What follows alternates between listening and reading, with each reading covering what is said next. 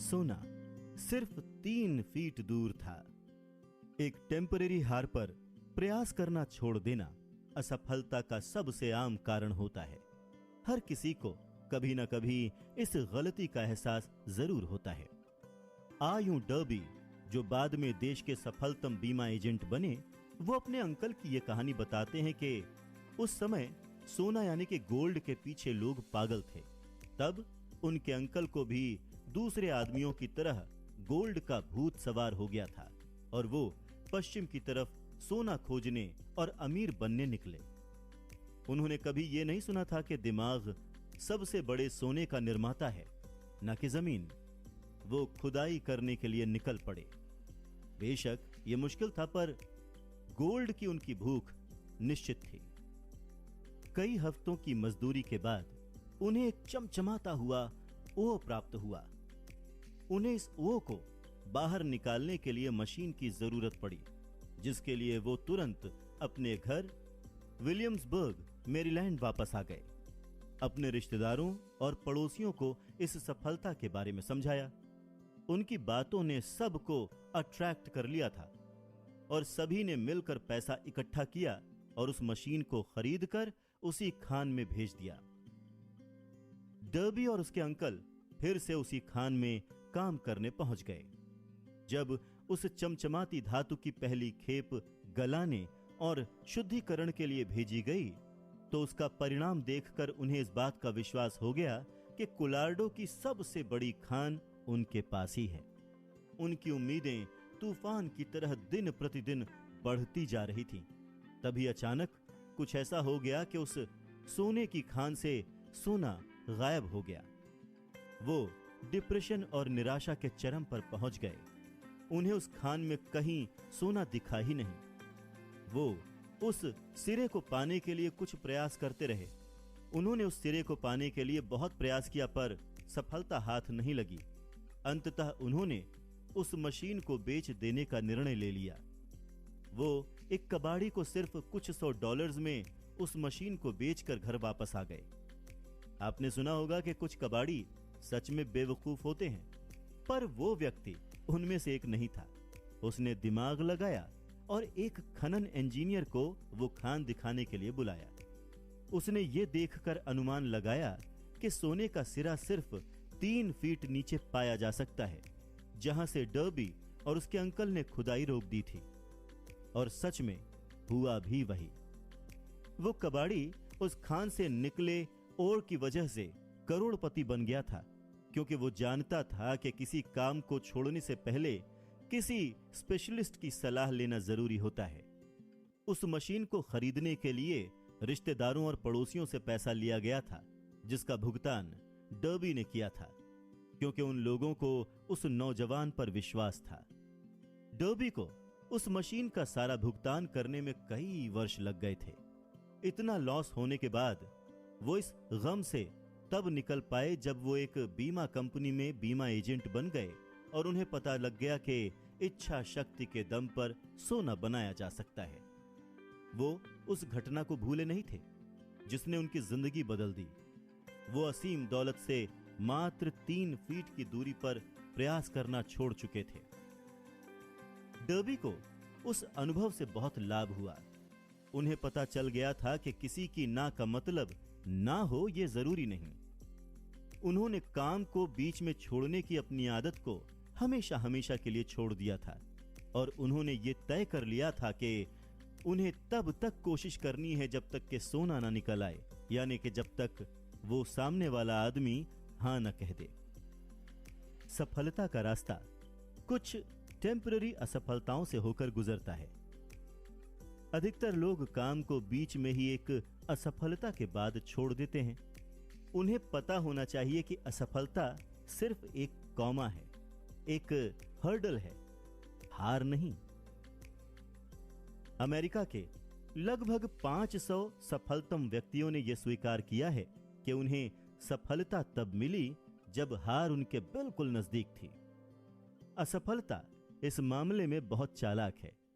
वो लोगों के मन भटकाने के लिए अक्सर तभी आती है जब सफलता बहुत नजदीक होती है।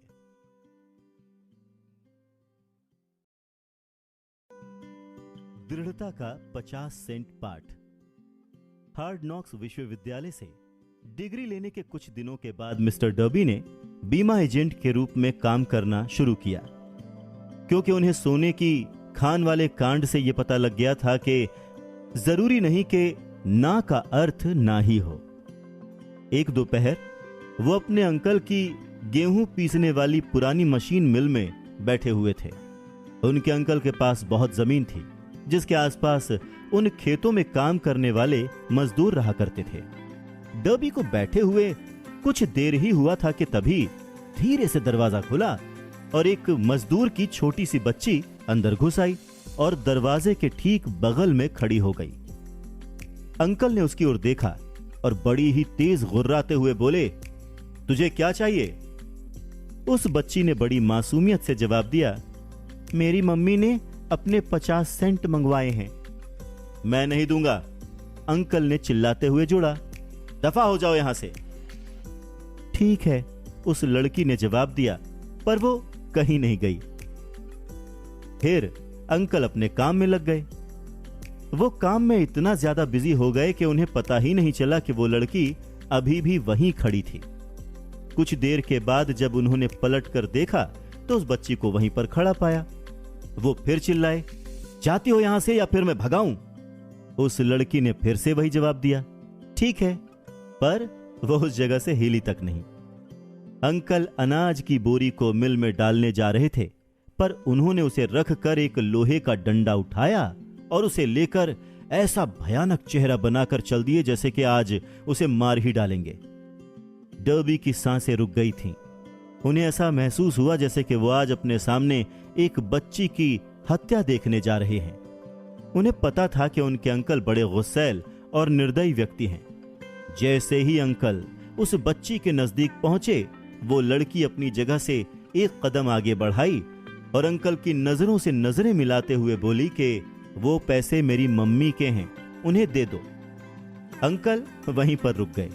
उस बच्ची को 1 मिनट तक घूरते रहे, फिर धीरे से उस रॉड को नीचे जमीन पर फेंक दिया और अपनी जेब में हाथ डालते हुए आधा $1 निकालकर उस बच्ची को पकड़ा दिया।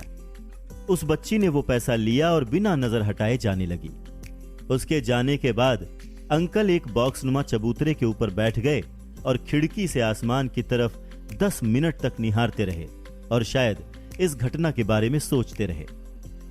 मिस्टर डर्बी भी यही सोच रहे थे। उन्होंने पहली बार ऐसा देखा था कि खेतों में काम करने वाले किसान की बेटी ने अपने से बहुत बड़े और ऊंचे व्यक्ति का इतनी दृढ़ता या फिर साहस के साथ सामना किया। आखिर उसने ऐसा क्या कर दिया कि उनके अंकल का सूर्य के समान क्रोध चंद्रमा के समान शांत हो गया था? इस बच्ची के पास आखिर ऐसा कौन सा जादू था जो उसने इतने बड़े आदमी पर चला दिया? डर्बी का दिमाग इन्हीं सवालों के चारों तरफ घूम रहा था, पर उन्हें कोई ठीक ठीक जवाब मिल नहीं रहा था। जानते हैं, डर्बी ने उस असामान्य घटना के बारे में लेखक को उसी पुरानी मिल में ले जाकर बताया था, ठीक उसी जगह पर जहां उसके अंकल बैठकर खिड़की के बाहर झांकते हुए आसमान की तरफ देख रहे थे। हम लोग उसी पुरानी मिल में खड़े थे जो अब किसी काम की नहीं रह गई थी, और डर्बी फिर से उसी को दोहराते हुए प्रश्न कर बैठे कि आखिर उस बच्ची के पास ऐसी कौन सी विचित्र शक्ति थी जिसने मेरे अंकल के इरादों को एकदम से बदल दिया।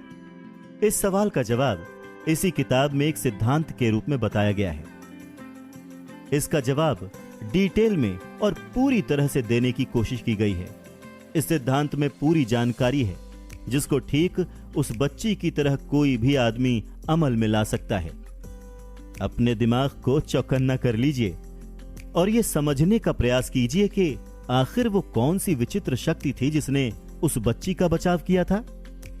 अगले चैप्टर में आपको इस असीम शक्ति की एक झलक दिखाई पड़ेगी। किताब में कहीं ना कहीं आपको यह पता लग जाएगा कि इस असीम शक्ति का अपने लाभ और जरूरत के लिए कैसे प्रयोग करना है।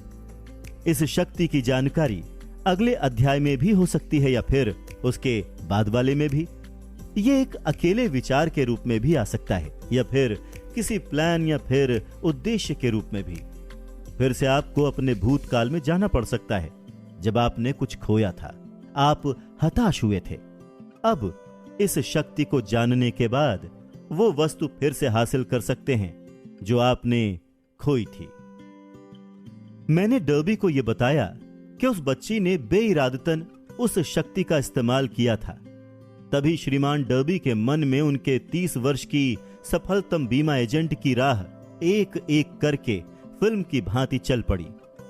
उन्हें यह एहसास हो गया कि बीमा एजेंट के रूप में सफलता किसी कागज पर मिली डिग्री की वजह से नहीं थी, बल्कि वो उस एक अमूल्य पाठ की वजह से थी जो उस बच्ची से उस दिन उन्होंने सीखा हुआ था। श्रीमान डर्बी ने यह बताया कि जब कोई संभावना गायब होती नजर आती है या फिर मेरे बीमा करने की संभावना कम हो जाती है, तभी मेरे मन में उस बच्ची का चेहरा याद आता है जो अपने बचाव में डटी रही। फिर मेरा मन खुद कहता है कि असल में ना का अर्थ ना नहीं होता है। आपको नहीं पता होगा कि मेरे सबसे अधिक बीमा खरीदार वही लोग हैं जिन्होंने पहली दफा ना कहा था। उन्होंने याद किया कि वो सोना प्राप्त करने से मात्र 3 फीट पहले ही रुक गए थे, पर उस अनुभव ने उन्हें सफल होना सिखा दिया। उसने डर्बी को यह सिखा दिया कि सफलता उन्हें मिलती है जो सफलता के लिए प्रयास करते हैं। उसने डर्बी को यह सिखा दिया कि सफलता उन्हें नहीं मिलती जो सफलता के लिए प्रयास करते हैं, बल्कि सफलता तो उन्हें मिलती है जो सफलता पाने तक प्रयास करते हैं। श्रीमान डर्बी और उनके अंकल, उस मजदूर की बेटी और सोने की खान, ये तीनों कहानियां निसंदेह हर उस आदमी को पढ़नी चाहिए जो जीवन बीमा एजेंट के रूप में अपनी जिंदगी संवारना चाहते हैं। उन सभी के लिए लेखक श्रीमान डर्बी के वो 2 अनुभव बताते हैं जिन्होंने बीमा की वजह से हर वर्ष उन्हें 10 लाख से अधिक डॉलर कमाने की ताकत दी थी। जिंदगी अजीब है और आसान भी। कभी उतार मिलता है, कभी चढ़ाव, कभी सफलता हाथ लगती है और कभी असफलता, कभी प्रसन्नता मिलती है तो कभी निराशा। पर इन सभी से हमें कुछ न कुछ सीखने को जरूर मिलता है। अब डर्बी को ही देख लीजिए, 2 वाक्यों ने उनकी जिंदगी बदल दी। असल में उन्होंने उन असफलताओं को ऐसे ही नहीं जाने दिया, बल्कि उनके ऊपर रिसर्च की और उसमें से उन्हें जीवन के कुछ रहस्य मिले। पर विडंबना यह है कि कोई असफलता चाहता ही नहीं है। लोगों को पता होना चाहिए कि असफलता के अनुभव से ही सफलता का द्वार खुलता है। कई बार असफलता ही हार को जीत में बदलने का अनुभव देती है। यही सिखाती है कि आखिर बाजीगर कैसे बना जाए।